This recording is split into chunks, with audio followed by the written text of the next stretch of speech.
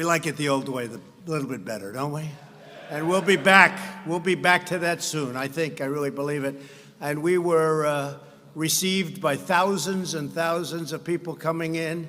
And they came in from all over and all the way from the airport to here. It was really something special, so it was really great.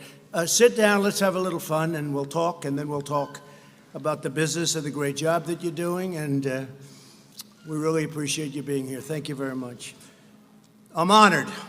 In the heart of the Lehigh Valley, now, just so you know, I have a brother who is a great brother, passed away a long time ago, Fred, and he went to Lehigh University. I've been up here many times, actually. And I gave a commencement address years ago at Lehigh University. It's a great school. But whenever I think of this area, I think about my brother. But I really am honored to be with the extraordinary workers of Allentown, Pennsylvania. Every day you prove that American workers are truly the best in the world, and that's what they are. And we're showing that now. We're starting to make more and more product in the United States. I was with some of your representatives, associates they call themselves. I don't know, I assume if they're associates, you're all making the same money. I hope so. They call themselves associates. Sounds nice, right? More and more I see that. But it's good, and they're doing a great job, frankly. But they're talking about so much of the product now is made in the USA, whereas in the past it wasn't. It wasn't, but they were talking about 90%, 80 to 90% is made of what you distribute is now made in the USA, and that's taken a long while for us to get it. I started that right from the beginning. It's probably one of the major reasons that I'm here. It's called America First. We want America first. We love the world. We want America first. Today we're announcing a groundbreaking initiative to replenish and modernize our strategic national stockpile. The cupboards were bare. You've heard me say it a lot. When we came into this administration, those cupboards were bare. I've come to this major medical supply distribution hub because the workers here at Owens and Minor have a critical role in this national effort, and it's a critical role that you fulfilled incredibly well, or I wouldn't be here. I would have found someplace else. And thank you for those beautiful hats. I appreciate it. Thank you. Thank you very much. From the moment this terrible virus reached our shores, each of you has worked relentlessly to get the vital supplies to our healthcare warriors. And they are warriors, aren't they, when you see them going into those hospitals and they're putting the stuff that you deliver, but they're wrapping themselves and the doors are opening and they're going through the doors and they're not even ready to go through those doors. They probably shouldn't. But they can't get there fast enough, and they're running into death just like soldiers run into bullets. In a true sense. I see that with the doctors and the nurses and so many of the people that go into those hospitals. It's incredible to see. It's a beautiful thing to see, but I really call them warriors. We're all warriors. Everyone in our country is a warrior. We have to be because of what happened, and it should have never happened. It should have been stopped at the source. But each of you has worked relentlessly to get those supplies to our healthcare warriors, and all across the hospitals, and specifically for this plant in New York, New Jersey, and Pennsylvania. As you know, the pandemic has inflicted profound hardship, especially in the areas that you serve. Within one heartbeat, America grieves for every life and every family, all of those that have been lost, and all over the world. 186 as of this morning, 186 countries. What a horrible shame. And we thank God for the courage of those on the front lines. And you make it possible for them. Just as the men and women of Allentown have done in every generation, I know it well, the workers at this facility have answered the call in America's hour of need. Many of you are working long before dawn. You get up and you go to work. And long after midnight, I know your hours. I was talking to your people and your representatives. They say, you wouldn't even, I'm saying, what are the hours? They said, you won't even believe it. I said, but I work those hours too. We all work, we're all working hard.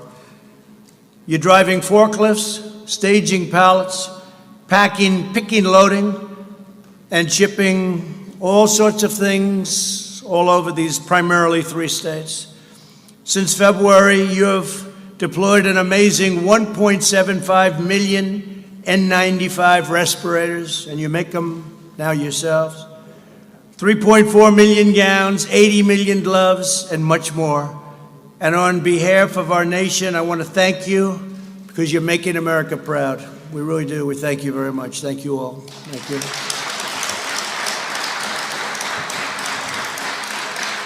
I'm grateful to Owens Minor President Edward Pasica, along with your Chief Operating Officer, Jeff Jacobs.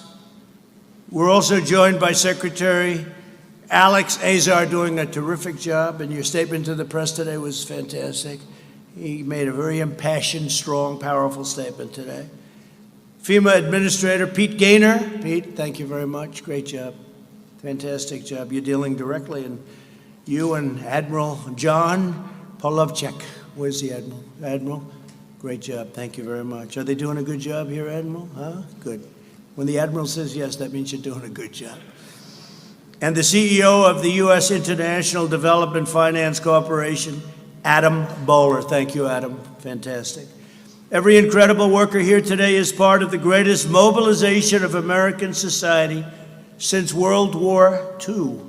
You know that, right? We've done things with generators and ventilators and so many different things. We're making products that nobody ever thought would ever need in any mass form. Ventilators is the biggest thing. We made plenty of ventilators, which was very little in the country because most hospitals didn't need very many. And all of a sudden they said, we need hundreds of thousands of ventilators. We need kinds of numbers that you wouldn't believe. And we were mobilized, and with Adam and with the Admiral and with all of these people, and Jared, somewhere Jared is here. What they did is incredible. We brought geniuses in from Silicon Valley. And all of a sudden, within a short period of time, we had 11 plants up making ventilators. And you wouldn't believe what it is. And now we have so many. Every state has more than they need. We filled up our stockpile. We have over 10,000 now. And we filled it up. We're ready to go in case anything happens, but I don't think anything will happen where you're going to need any more. And we're now helping other countries with ventilators because nobody can make, you can't make them. They're very tough to make, very expensive. I say it's tougher than making a car. And we make the best ventilator, too. So they've done a fantastic job. And 2 months ago, you couldn't get a ventilator. We were left virtually none. Over the past few months, the federal government has partnered with Owens Minor and other distributors to launch the very successful and historic Project Air Bridge, which is really being thought of and spoken of in glowing terms. Nearly 150 flights have brought 95 million masks, 16 million gowns, and 921 million gloves to America. Can you believe that? 921 million gloves. It's not even conceivable. Guided by our team, workers like you distributed over 1 billion pieces of protective gear to places in need. A truly remarkable accomplishment. After meeting the immediate demand, we'll be transforming and transitioning from Project Air Bridge to Sea Lift, where we're using big ships, giant ships. It's less expensive, and they can carry a lot more. And we don't need the speed anymore because we're very stocked up. Now, as our country begins a safe and gradual reopening, we're launching a monumental effort to replenish and rebuild the strategic national stockpile. We also did that, by the way, with fuel. When oil went down, we replenished our strategic national reserve. And we got it for a great price. Would you believe what went on with fuel? But now it's starting to go back, and we're saving our energy industry, because people didn't need too much gasoline when there were no cars on the road. And I said to the governors, I said, there are no cars on the road. This is a good time to fix your highways. Fix your highways now. Some did, and some didn't, right? They didn't. They were worried that two people working 35 feet away from each other or driving a tractor or whatever they might be doing, they'll catch the virus. But the ones that did were really helped, because you went from being these massive traffic jams to having no traffic. And I can tell you, Florida was a state. Great governor. And Ron was he told me, he said, I'm doing it. I said, that's a good thing. Not everybody did it. Ron DeSantis of Florida, governor of Florida. But some did, and they've saved tremendous amounts of money. And in rush hour, they're building, and they hardly had to close a lane. So, you know, there are a lot of good things you can do, but some people decided not to do that. Under the previous administration, the stockpile was depleted and never fully refilled. Most of the N95 masks were distributed during the N1H1. Now, you know who says that, right? N1H1. Who says that? Sleepy Joe Biden. Remember? He said the N1H1. I said, isn't it the other way around? They said, yes, sir, but he said it, so it doesn't make any difference. But during the H1N1, and that's the swine flu, and there was a pandemic in '09 that was not well handled at all, got very poor marks. Never again will another president inherit empty shelves or expired products, at least hopefully in 5 years you're talking about, maybe 9 years, maybe 13 years, but you'll never have to deal with empty shelves, and you'll never have to deal with the depleted military. The military that we took over was depleted and in horrible shape. We've now spent $1.5 trillion rebuilding our military. We have the strongest military we've ever had, by far. And this is a good time to have it, too. And all of the product was built in the USA. But I'm determined that America will be fully prepared for any of the future outbreaks, of which we hope there's going to be none. Who would have thought? 1917, it could have been up to 100 million people were killed. And that was the Spanish flu. 1917, who would have thought this was going to happen? That's over 100 years ago. Our effort begins by dramatically increasing our reserves. Instead of 1 to 3 weeks worth of supplies, which we had less than that, the U.S. government will now stockpile 3 whole months, much of it made in the USA. My administration has already awarded contracts for approximately 200,000 ventilators, which we're building ourselves. And now that we're restocking, all of those great things are happening with ventilators. My administration has also ordered 800 million N95 respirators and face masks. Face masks also we're making here. Last week I was at Honeywell, great company, high-tech company, and they're making masks. And they're making face masks. They're making a lot of different things that 3 months ago they never even thought about. They've geared up. It's incredible what some of the companies have been able to do. You've seen that, what Honeywell has done, an incredible job they've done. But many of them are manufactured by Owens Minor. Many of the things that we're doing and delivering happily to places that were not able to get it, done by Owens Minor. Thanks to a major investment in Del Rio, Texas, your company plans to produce an astounding 20 million N95 masks per month. That's more than you do here. I don't know. You're going to take that? I don't think so. That won't last long, right? But think of that, 20 million N95 masks per month, and that's going to be very shortly. Next, my administration is taking action to modernize the stockpiles during this crisis. Admiral Polovchek and his team built a cutting-edge system that allows the federal government to integrate seamlessly with our nation's largest distributors to procure, produce, and deliver astonishing quantities of supplies where they're needed the most. We have an incredible system. Hope we're not going to need it, but it's there, right? It's there. It's there like nobody would even believe. And the press doesn't ever talk about it. They don't want to talk about it. There they are right there.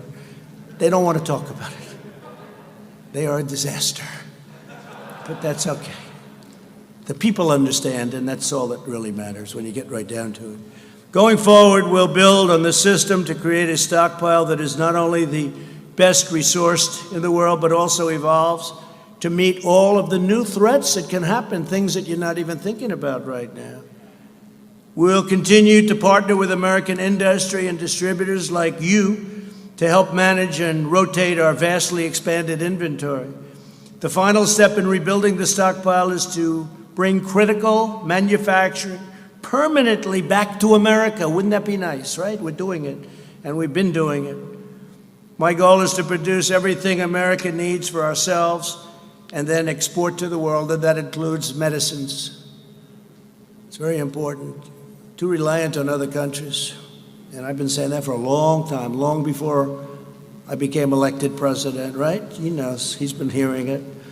To this end, earlier today, I signed an executive order, just signed it, invoking the Defense Production Act to grant new authority to the U.S. International Development Finance Corporation, just a little while on the plane. This federal agency normally invests in economic development projects in other countries. I said, how about investing in our country? We invest in other countries. Globalists, you know what a globalist is? They want the globe to do well, but they don't care about us. Now, we want everybody to do well, but we have to take care of America first. It's got to be America first. And you know what? Other countries say their country first. Why wouldn't they do that? But we didn't do that. We had a bunch of globalists. They didn't know what the hell they were doing. But under my order, it will now also invest in our country, helping to bring vital factories, pharmaceutical producers, and most importantly, jobs back home where they belong. Now, we had the greatest economy in the world. We had the best job numbers we've ever had. We had almost 160 million people working. We were never even close to that. The best unemployment numbers we've ever had. African American, Asian American, Hispanic American had the best job numbers in history, in the history of our country. They never did so well. Best income numbers. Best stock market numbers, 401k numbers. The good part is the stock markets, because we know what we're doing. The stock market's ready to move. Never went down like a lot of people said, wow, it's at 23, 24,000. It was 29,000. It never went down like people would have assumed, because they know what's happening. They know, smart people, a lot of smart people, they know what's going to happen. We're going to have an amazing next year, one of our best. But we had the greatest year ever, and then we had to turn it off, artificially induced. We had to turn it off. And if we didn't do that, we would have lost 2 million people instead of, whether it's 95,000, 100,000, one is too many, but we would have lost 2 million people, maybe more than that, maybe somewhat less. But think of it, even if it was a little less, multiply what we have by 20. Or by 15, wouldn't be acceptable, wouldn't be sustainable. People would have said, what's going on over here? Multiply as bad as you've seen it. And you know, you can say what you want about the flu, but I've never lost anybody to the flu that I know. I mean, I've had people, friends, they have the flu and they're sick, they don't feel good. And you call up, how you doing? You know, 3 days, 2 days, a week later, they're fine. Nobody ever said they died. But I've lost 5 people that I know. 2 people were very good friends of mine. And you call up 2 days later, how are they doing? Sir, they're in a coma. I said, they're in a coma. Now, they were older. I wouldn't say they were in the greatest of health. I wouldn't say their weight was perfect. Not perfect. But they're gone. So it's just a terrible, terrible thing. In my administration, we believe in 2 beautiful rules: buy American and hire American. This afternoon, I also have great news on testing. You know, we've been doing testing at a level that nobody's ever done it before. We cannot get the press to write about it or write fairly about it. And nobody has ever done. We've done double what anyone else. If you add up all of the countries in the world, we've done more testing than all of the countries in the world added up together. Nobody's ever done anything like that. And we have the best test. We have tested 2 months ago, didn't even exist. Our great companies came up with things, Abbott Laboratories and so many others. They came up with things at Roche. They came up with things that nobody even believes. So we have the best testing in the world. It could be the testing's, frankly, overrated. Maybe it is overrated. But whatever they start yelling, we want more, we want more. You know, they always say, we want more, because they don't want to give you credit. Then we do more, and they say, we want more. But we have the greatest testing in the world. But what we want is we want to get rid of this thing. That's what we want. We want to get rid of this thing. This afternoon, I also have great news on that testing. America has now conducted its 10 millionth test. That's as of yesterday afternoon. 10 million tests we gave, 10 million. And CVS has just committed to establish up to 1,000 new coronavirus testing sites by the end of this month. And the 10 millionth will go up very, very rapidly. And don't forget, we have more cases than anybody in the world. But why? Because we do more testing. When you test, you have a case. When you test, you find something is wrong with people. If we didn't do any testing, we would have very few cases. They don't want to write that. It's common sense. So we test much more, many, many times. South Korea, you hear about? I spoke with the president of South Korea, spoke with many different presidents, prime ministers. They can't believe what we've been able to do on testing. They can't believe what we've been able to do on ventilators. We're sending them ventilators. Other countries, Italy, Spain, other countries, France is having tremendous problems. We're helping them with ventilators. They can't believe the job we're doing. And it's not me, it's the people, all of these people, but it's the people that are doing it, and they have to be given the proper credit for what they've done, because what they did is a miracle. No other country in the world has done what we've done. And they feel very free now to call us because they need help, especially with the ventilators, because that's hard. That's not a cotton swab. That's a very hard thing, very, very hard thing to produce. Joining us today are a few of the workers who have kept our hospitals supplied through this crisis and take part in a great, great rebuilding that's going forward. I say it's the transition to greatness. The transition is the third quarter. The fourth quarter is going to do very well, and next year is going to be through the roof. We have to get your governor of Pennsylvania to start opening up a little bit. You have areas of Pennsylvania that are barely affected, and they want to keep them closed. Can't do that. Dennis DeCarlo is a Marine Corps veteran who served our country in the Gulf War and Somalia. Now he continues that spirit of service as an operations supervisor. And Dennis, please come up and say a few words. Come, thank you.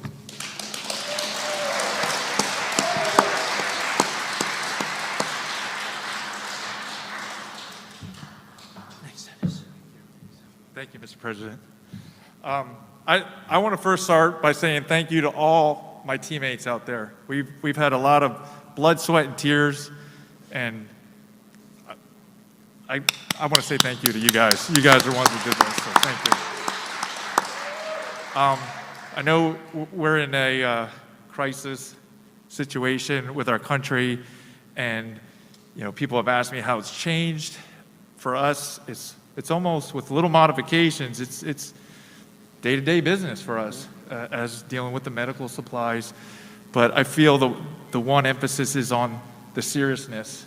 Whenever you're dealing with the medical field, it's a serious thing, but it's exponentially grown with what we're dealing with now. And if we make a mistake, it's amplified. So, yeah. I think you've done a fantastic job. They all like you. Do you like him?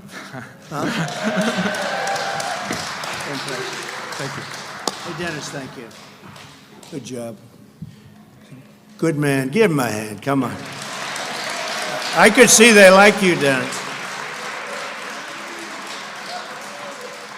They were told to be very low-key. When you walked up, they said, "We don't care. We're clapping for Dennis." Thank you. I saw what went on there. Eric Yost is a distribution teammate who's now in his 26th year with Owens Minor. And he says he has never been prouder of your work right here in Allentown. We love Allentown. I love Allentown. Eric, please come up.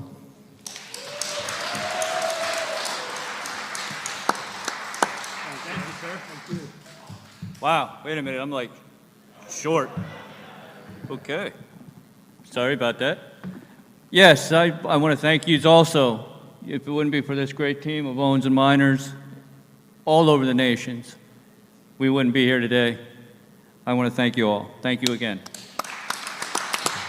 The 26 years that I've been here, we started off kind of small back when Stewart was transitioning over to Owens Minors. To make a long story short, we started with little stickers.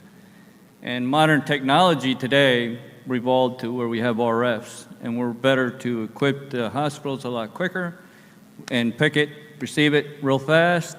And then when this coronavirus came into place, we had to really react, and we did a great job on that. I mean, think about all them numbers that the president threw out there. I mean, that's a phenomenal job. We brought it into this buildings. We got it in, we got it out, we got it to the hospitals that were in dire need of all this. And my hat definitely goes off to all you guys. Thank you very, very much. Thank you, President. Thank you. Great honor. That's great. Thank you very much. Carol Tim is a safety and training coordinator who has taken on extra duties during the emergency. Carol, please come up. Thank you, Carol.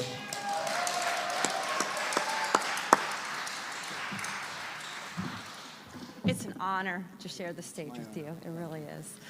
And I think everybody knows I've been so excited about your visit. I'm the safety training coordinator, and my job is to make sure everybody goes home at the end of the day, which is very important to everyone's family. It's important to America because it's important for these people to show up the next day, because these are the unsung heroes that save lives every day, and they do it humbly.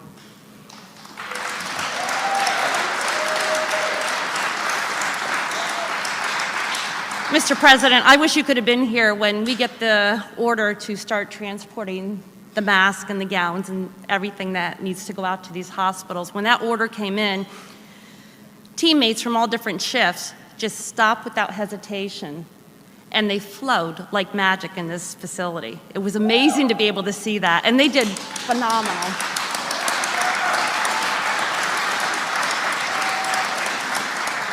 And you mentioned about their hours. They don't stop working until the job's done, because everything they do today saves a life tomorrow.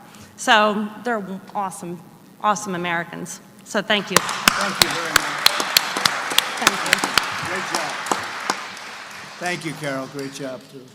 And you're really blessed in this state with some tremendous congressmen who have really worked hard, been really incredible teammates.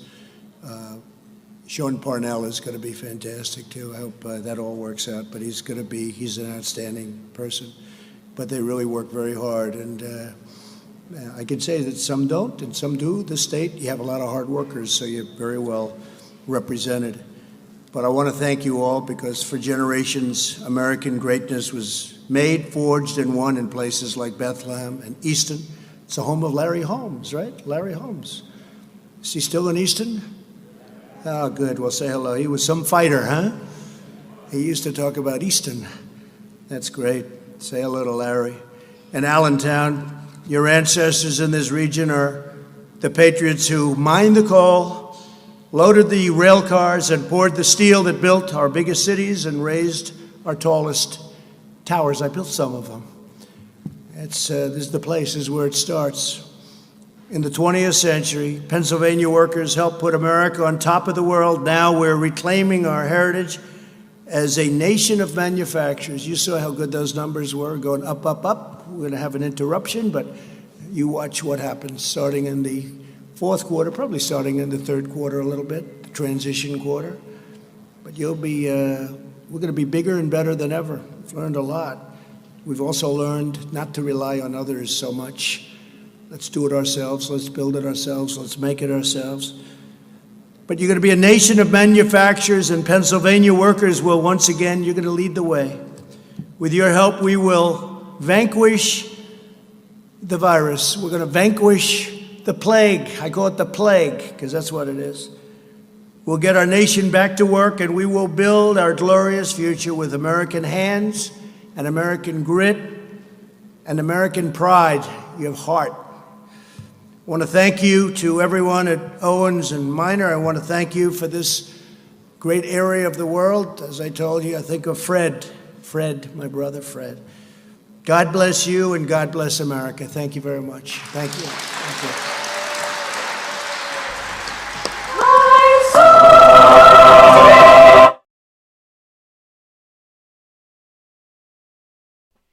All right, folks, thank you so much for joining us and choosing us as your stream of choice. If you want to stay up to date with the president, everything that he is doing, make sure that you subscribe and you click that notification bell if you are new. Also, if you are not part of our email or our text message notification list, then let us know in the chat. But if you want to sign up to our text messaging notification list, so you'll get notified for live streams 100% of the time instead of like less than 10% of the time with YouTube, then all you have to do is send me a text message with the word Trump Live to the number 555-888. I'll be putting it up on your screen just in case you were wondering. Here we go. So make sure you text the word Trump Live to the number 555-888, and you'll get notified 100% of the time instead of less than 10% of the time with YouTube. So we hope that you guys join us on our next live stream. If there's any more footage that we need to upload, we will be uploading it onto the channel in just a few moments. Also, if you missed the president's speech at the Owens Minor Ink Distribution Center in Pennsylvania, we are uploading it onto the channel in just a few moments. Thank you so much, folks, and we'll see you very soon.